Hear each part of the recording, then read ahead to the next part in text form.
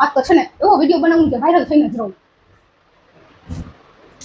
खुद को वायरल बनाने की कसम खाई है इसी चक्कर में ये वीडियो मैंने બનાઈ है. પહેલા છે ને આ તમારા વિખરાયેલા ચોપડા છે ને એને સ્પાઇરલ કરાવો અને પછી વાયરલ થજો. ઉપડો. મમ્મી મારું વિડિયોની પથ્થર ફાડી નાખી.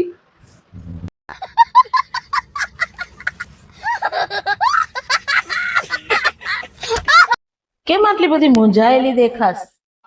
અલી તાર જીજાજીને ખિસ્સામાંથી 1500 રૂપિયાની કટકી કરી હતી ગયા મહિને. હવે આ મહિને એને ખબર પડી તો હિસાબ માંગે છે. તે એમાં આટલું મૂંઝાવાનું હોય? હું તાર જીજાજીના ખિસ્સામાંથી દર મહિનામાં 3 થી 5000 ની કટકી કરું છું, તોય જરાય નહીં. આપી દેવાનો આમ આમ હિસાબ. શું કહેવાનું? સાંભળ મારી વાત. શીખવાડું એ સરખી રીતના શીખી લેજે. એને એમ કહેવાનું કે જુઓ 500 રૂપિયા આમ ગયા, બીજા 500 રૂપિયા આમ ગયા, વધ્યા કેટલા? 500. એ 500 રૂપિયા આમ આમ આડા અવળા ગયા અને પછી વયું જવાનું. કલાક પછી પાછી આવજે, ત્યાં સુધી મેં બધું ભૂલી ગયા હશે અને એક ગોટે ચડશે કે આ કઈ રીતનો હિસાબ આપ્યો. સમજી જા. જામનગર શરદભાઈ ને લગ્નમાંથી આવ્યા પછી કેમ ટેન્શનમાં છો? મોટાભાઈ તો વાત કરતા લગ્ન તો બહુ સારી રીતે થયા હતા.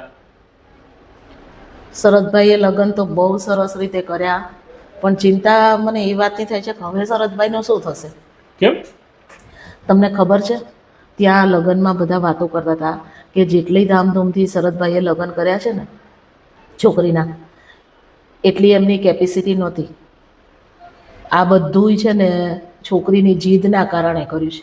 છોકરીની એવી જીદ હતી કે લોકોને કેવું થાય કે કોર્પોરેશનના હોલમાં કર્યું, એટલે એ કે મારા લગ્ન તો મારે પાર્ટી પ્લોટમાં જ કરવા.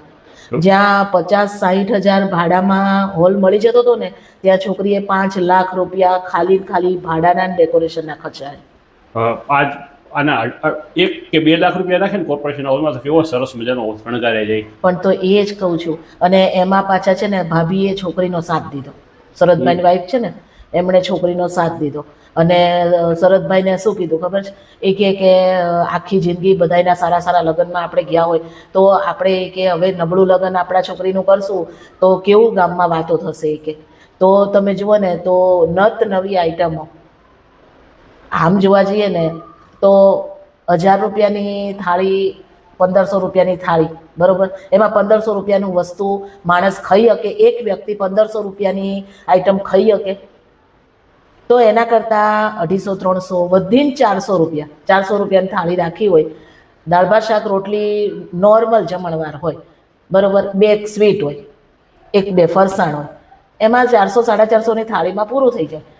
1500 રૂપિયાની થાળી રખાઈ હતી અને 1500 રૂપિયાની થાળીમાં પીઝાથી માંડીને અને બધુંય, પંજાબી આવી જાય, ગુજરાતી આઈટમે આવી જાય અને સાઉથ ઇન્ડિયનની આઈટમે આવી જાય. આ બધું પાઉંભાજી આવી જાય. હવે આ બધું કોકટેલ ભેગું કરીને કોઈ ખાવાનું તો ખાઈ શકે, તો કોઈ 2 કે 3 વસ્તુ ખાઈ શકે. એમાં આપણા તો ડેબા તૂટી જાય ને.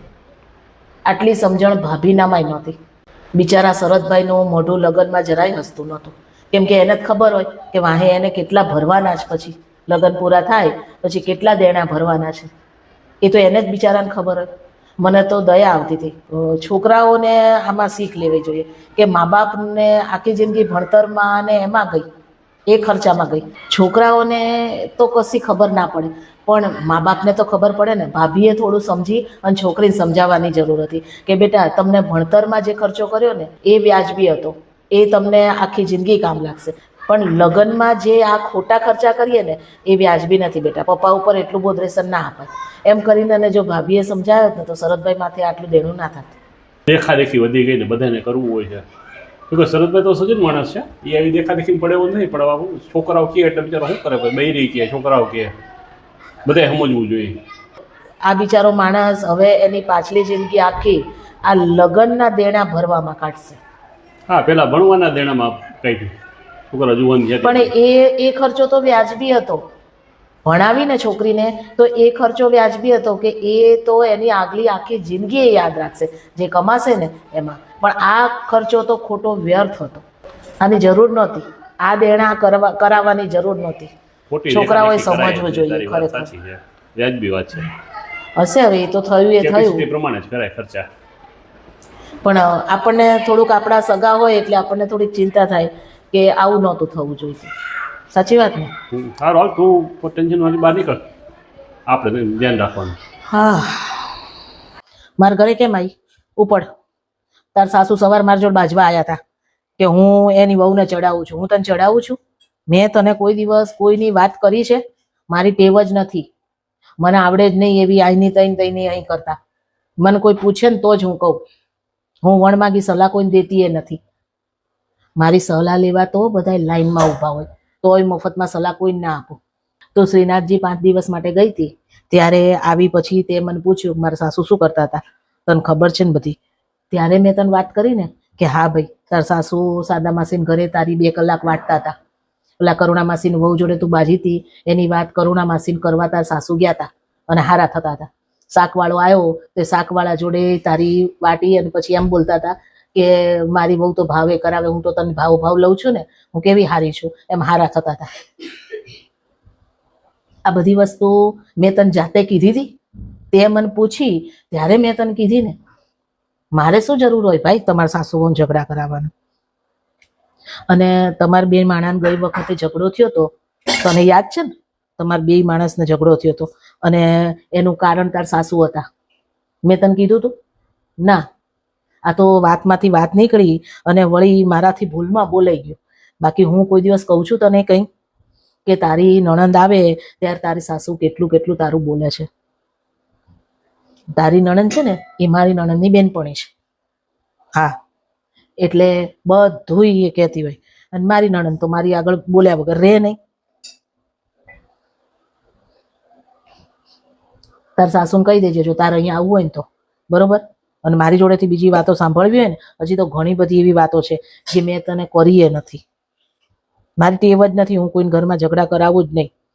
ઓલા કાંતામાસીની વહુ ગઈ હતી પિયર, ત્યારે કાંતામાસી આવ્યા હતા તો મેં કાંતામાસી નહોતું કીધું. કાંતામાસી પૂછતા હતા કે મારી વહુ આખો દિવસ તારી જોડે બેસે છે તો શું વાતો કરે? તો મેં કાંતામાસીને કીધું, મેં કીધું આખો દિવસ તમારી વાટતી હોય છે.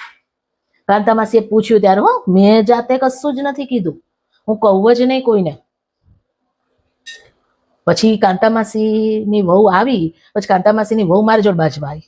અલ્યા ભાઈ, તમે તમારા ઘરનું સંભાળો ને, તમારી સાસુ તમારી વહુઓ મને પૂછે અને હું જવાબ આપું છું, એમાં મારો શું વાંક? અને તોય બધા મારી જોડે બાજવા આવો છો કે તમે કીધું તમે કીધું. તમે મને પૂછો માં તો હું ના કહું. એટલે હવેથી છે ને મારા ઘરે આવતી નહીં, તું જાવું પડે. અને ઊભી રહે, તું કાલ દૂધ લેવા ગઈ હતી ને ત્યારે તાર સાસુએ અડધી કલાક તાર વરને હરખી રીતના ચાવી ટાઈટ કરી છે. એટલે આજ સાંજ સુધીમાં તમારા 2 માણસને ઝઘડો થવાનો છે. લખી નાખજે. હું કહું છું ને થશે. અને ઓલા કાંતામાસી છે ને એની બાજુમાં ઓલા કરુણામાસી નથી રહેતા?